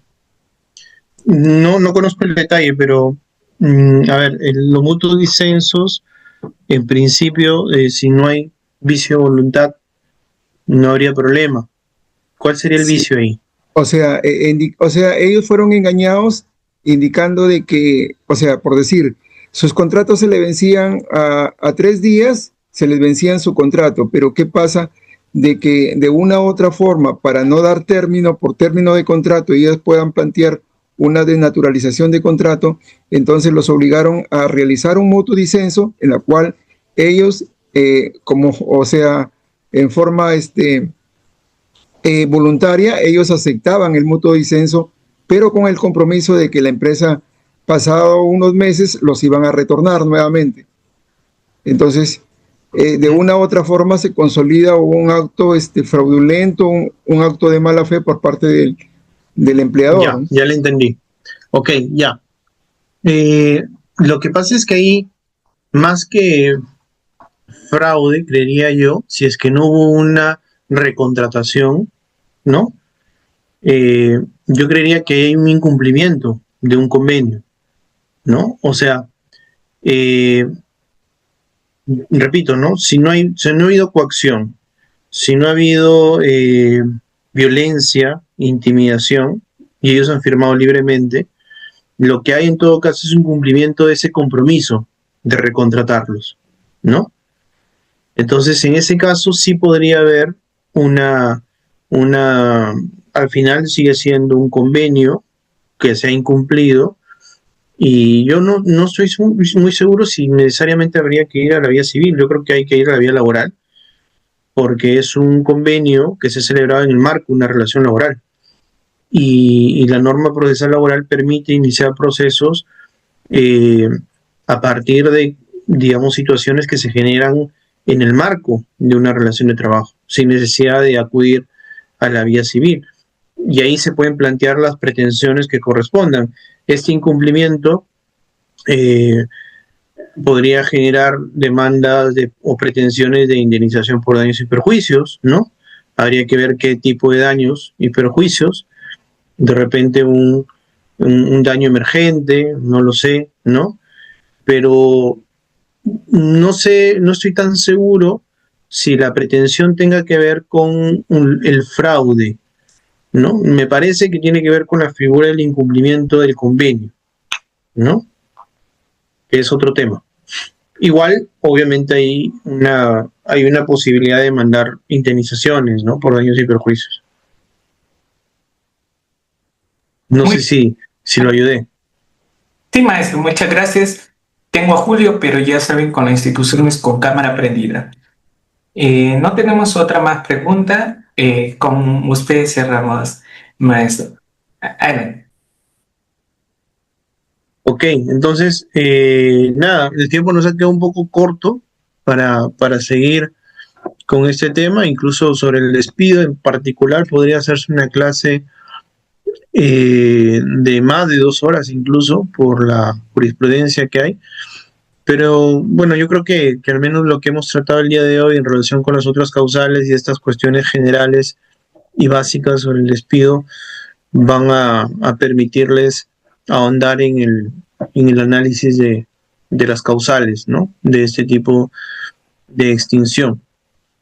Igual, por intermedio de Reader, yo creo que si tuvieran alguna consulta, alguna quizás solicitud de material adicional, con todo gusto, ¿no? Yo he mencionado en las láminas, igual se las voy a compartir después, algunas sentencias que son de fácil acceso por internet, ¿no? Ahora casi todo está en internet, pero igual si quieren ahondar en el análisis doctrinario de pronto sobre alguna cuestión, con todo gusto, en la medida de lo posible, yo les puedo facilitar ese material.